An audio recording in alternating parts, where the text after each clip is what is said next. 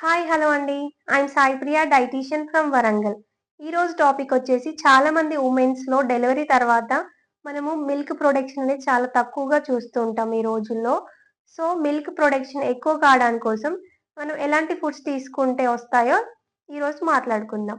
దాంట్లో ఫస్ట్ వచ్చేసి saunf water or methi water. ఇది ఎర్లీ మార్నింగ్ తీసుకోవడం వల్ల మంచి ఇంప్రూవ్‌మెంట్ ఉంటుంది. అండ్ దీని తర్వాత వచ్చేసి సెసమే సీడ్స్ లడ్డు. అంటే నువ్వుల లడ్డు. ఇది తీసుకుంటే బెటర్ అండి. అండ్ థర్డ్ వచ్చేసి మిల్క్.